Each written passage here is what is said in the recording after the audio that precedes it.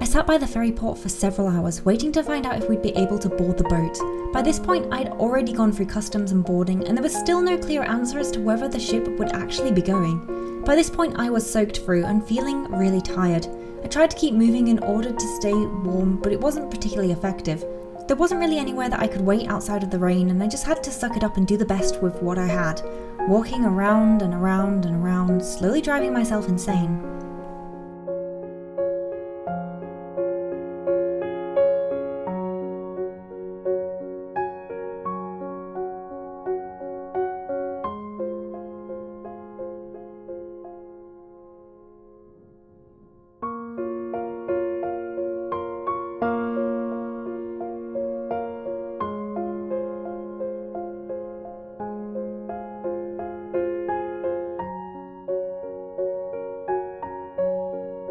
Another hour went by and eventually we were told that the waters would be calm enough to board the boat. I was more relieved than anything else, and I was just desperate to put on some dry clothes.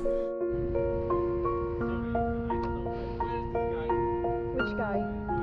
I don't know why he didn't say. Okay, please go. Sorry for that.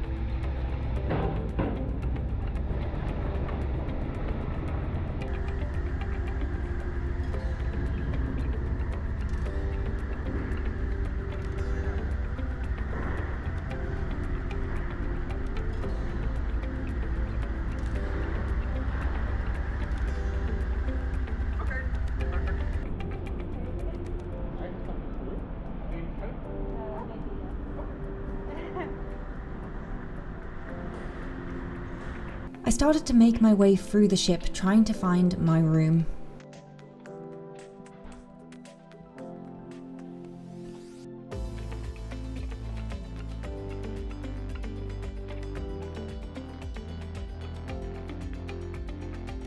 Now, I'll be honest folks, my cabin on the way home wasn't as glamorous as the one on the way there, but in all honesty, at that moment I would have quite happily slept in the coffee shop upstairs.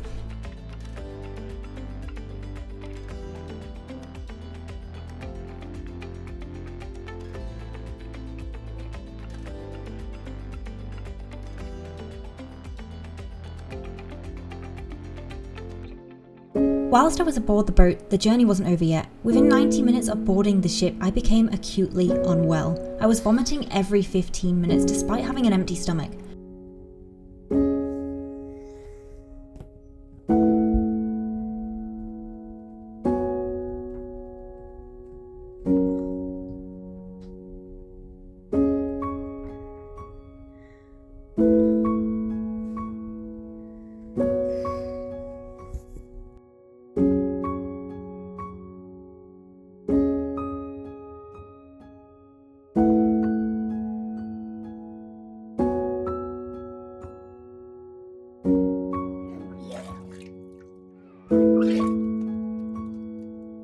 Within 3 hours, I became delirious with a fever. I don't really remember much of what happened next, but what I was told was that I was found by an off-duty GP wandering the ship with a fever trying to find food. So I'm just currently getting everything packed up to leave the boat and get back on my motorcycle, and I'm going to be riding home. First off, huge shout out to the GP last night that I nearly passed out next to at the dinner table from travel sickness, and thank God she had some travel sickness tablets on her, because I nearly spent the night spewing my guts out. I don't know what happened last night, but I did not deal with the ocean well. I was fine on the way here, and then for some strange reason on the way back, my brain just went, nope, not dealing with this. And I sat at the dinner table, and I'm not joking. I thought I was going to pass out, and then this wonderful woman came to me and she's like, "Are you okay?" And I'm like, "I don't think so." I don't remember her name, but she was a GP, and she saved my evening, so, you know, top tier woman. You deserve a mention. And then secondly, it's really sad that this trip is coming to an end. It's been amazing, and you know, looking at all the donations, we've raised a lot of money for the Northwest Air Ambulance, and it's phenomenal. I'm so incredibly grateful that, you know, it's not just me, but as a community, the motorcycle community has done an amazing job, and you know, it's amazing to be part of that community, and for you guys to be a part of, you know, the journey that I've been doing, and I'm incredibly proud of all of us as a collective. It's not just about me. I've been saying this from day one. As a community, I'm so incredibly proud of what we've all managed to achieve. And I know that, you know, a lot of it's been revolving around me doing daft stuff and getting into stupid situations, which, let's be honest, are probably going to happen regardless of whether I'm doing a fundraiser or not. But the fact that all of you could get behind me and support me, and not just support me, but support an amazing, worthwhile cause is... I'm not gonna get too soppy. Thirdly, I have a surprise when we get back, because while I've been on the road, I have been orchestrating something. Like I said, you know, my brain's always going, it's always whizzing, I'm always thinking about that next step. So I've got something really exciting to show you when we get back to my house. So we're gonna finish packing up, and I can show you. So we'll get on the road and we'll get going. I really hope it's not raining in Manchester, and I hope the traffic's okay. We'll find out. And of course, once I'd finished packing up, I got the joys of trying to find my motorcycle down on the deck again. I swear this task will be the death of me. I absolutely hate doing it, and it always takes forever to find your vehicle.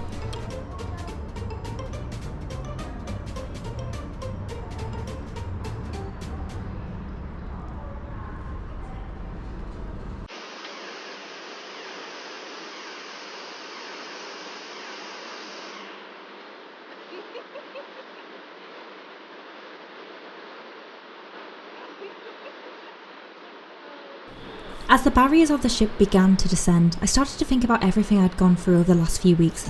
All the disasters, every issue that cropped up, the bad days, the tears, the highs, the lows, the views, the fantastic opportunities, and all the people I'd met along the way. The amazing bits of advice that I was given, the terrible weather, the crazy situations, everything flickered through my mind at 1,000,000 miles an hour. And the one thing that really stood out to me, the craziest thing of all, was that this journey didn't start off great. I know it's easy to scroll through our phones at night, seeing image after image of amazing people doing amazing things. It's far too easy to fall into the trap of feeling like you're never good enough. And the truth is, I wasn't anyone with anything to really offer the world. I wasn't someone who was skilled, someone who would ever really set out to accomplish anything. I could barely get through my motorcycle test without multiple attempts. But what I do have is the ability to appreciate what I have when I have it. You see, it's not about being great, it's about seeing the great in the things that we have. And in the end, isn't that the most beautiful thing about being human? That we can do amazing things with little rhyme or reason. That we don't need a great origin story to make us who we are. We can simply do ordinary things every day, and those ordinary things can lead to paths greater than we can ever imagine. Journeys far more beautiful than we can ever comprehend. And to others, it may not seem like the great adventure worthy of being heard, but to us, those are the moments that shape us, that define us, and they don't even need to happen far from home. And if there's anything that this journey has taught me, it's that who you are right now, where you are in life, whether you're sitting at home thinking, I wish I could do something like this, well, you are.